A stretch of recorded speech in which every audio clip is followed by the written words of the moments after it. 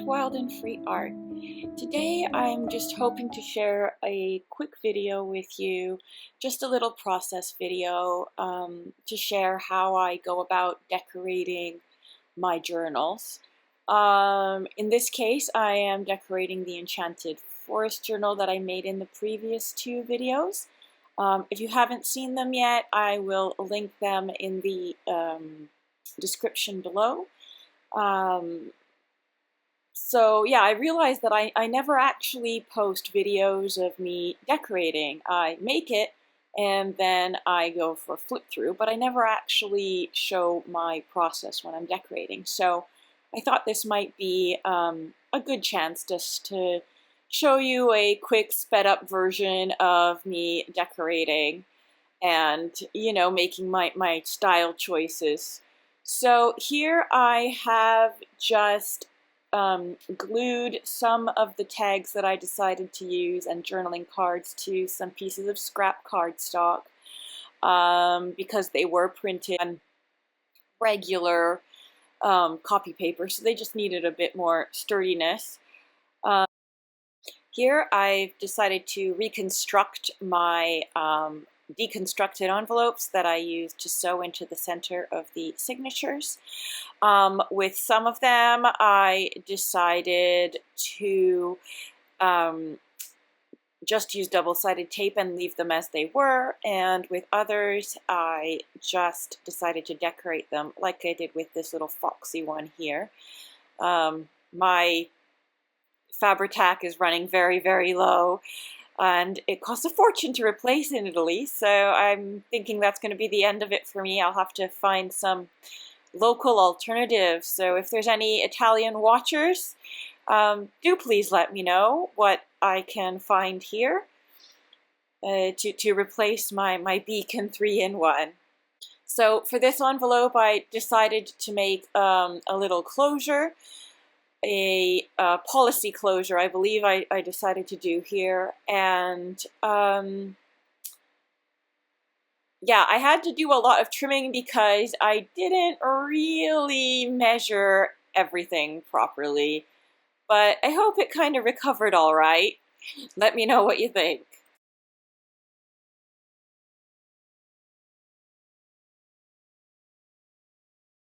So for the string to make the closure, I decided to use some cordage I had made out of leftover embroidery floss, and the colors just worked perfectly with this book. So if you're curious about how to make your own cordage, please let me know and I can put a video together. It's a really good way of using up your string scraps. So here I've moved on to another envelope, and I just decided to add a butterfly sticker as the closure, and I just stuck the butterfly onto a piece of scrap cardstock, cut it out, and glued it to the envelope tab just to give it a bit more sturdiness for closing and opening.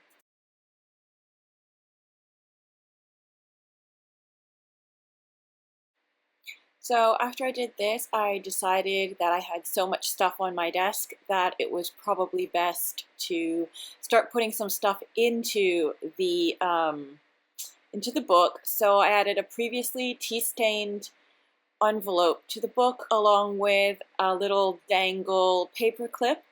And then I started working on the tags that I want to put in to the book.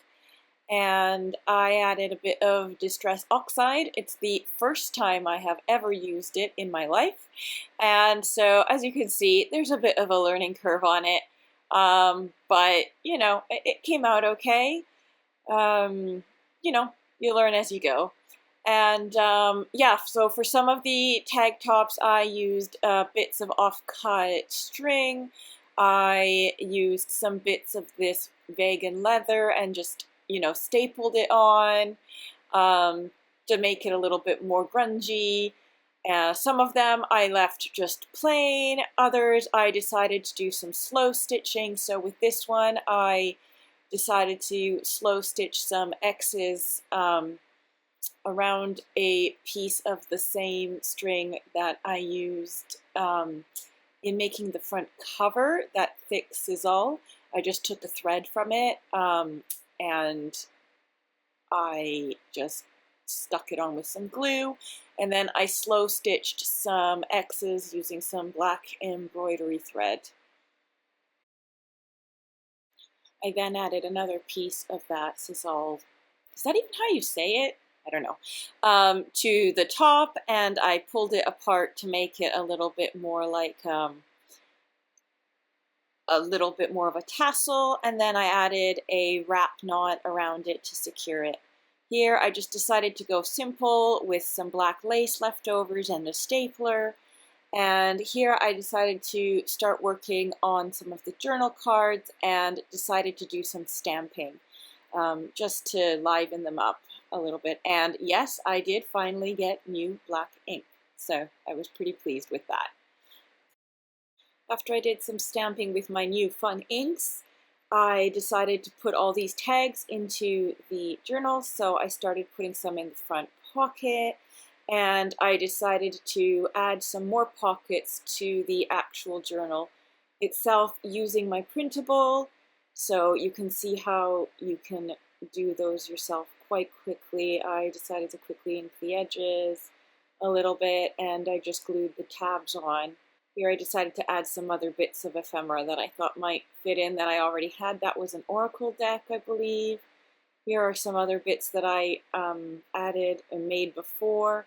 Here I decided to use a scrap piece of cut off paper and put it in as a little writing space. I attached it to the tag, added a little stamp, and popped it in an envelope.